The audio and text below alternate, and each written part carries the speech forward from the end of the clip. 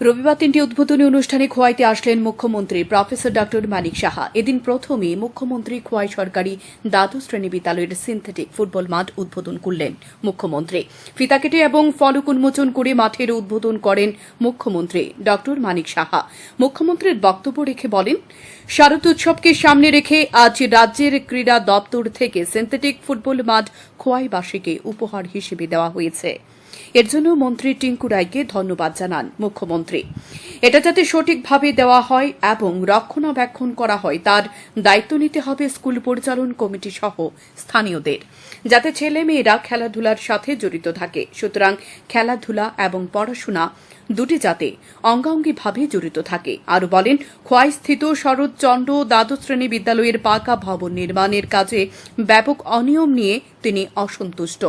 খোয়াই থেকে আগরতলায় ফিরে আধিকারিকদের ডেকে নিয়ে সেই ঠিকাদারকে চিহ্নিত করে ব্যাকলিস্টে রাখা যায় কিনা তার জন্য নির্দেশ দেওয়া হবে।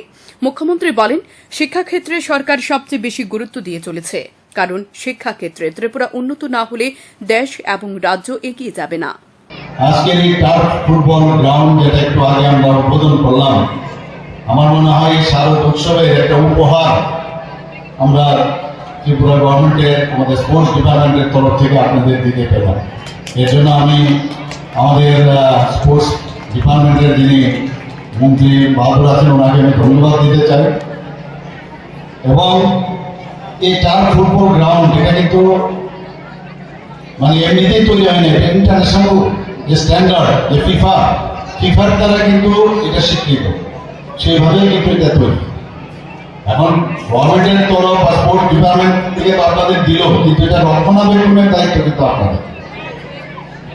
আমরা চাইছি যে সারা ত্রিপুরাতে একটা খেলাধুলার মান উন্নয়ন হোক এবং বিশেষ করে যারা আমাদের ছেলে মেয়েরা আছে তারা যাতে খেলার যে ইনফ্রাস্ট্রাকচার সেই ডেভেলপমেন্টের সাথে সাথে এখানকার যারা এসএমসি কমিটির যারা আছে তাদেরকে আমি বলবো যারা স্কুলটাকে ভালো করে দেখে রাখে কোথাও। কারণ আমি আজকে ওই স্কুলে গিয়ে একটা জিনিস আমার দেখলাম, স্কুল যেভাবে বানানো হয়েছে আই এম নট স্যাটিসফাইড। তার ইনফ্রাস্ট্রাকচার যে কন্ট্রাক্টরে করে থাকো, আমি কিন্তু গিয়েই আমি আধিকারিকদের ডাকবো এবং তাকে ব্ল্যাক লিস্ট করা যায় কিনা সেই ব্যবস্থা আমি করবো, এতটুকু আমি বলে দিতে পারি। আমাদের বিদ্যালয় শিক্ষা দপ্তরের উদ্যোগে আমরা অনেক কাজ করছি।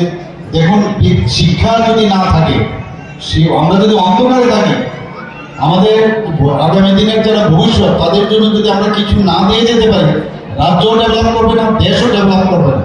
প্রধানমন্ত্রীজি বারবার বলছেন যে এই ভারতবর্ষ আগামী দিন তাদের হাতে, যাদের হাতে জ্ঞান থাকবে, যাদের কাছে বুদ্ধি থাকবে, বিদ্যা থাকবে, তাদের কাছে হাতের মুঠোয় থাকবে মানে সারা রাজ্য এবং সারা ভারতবর্ষ।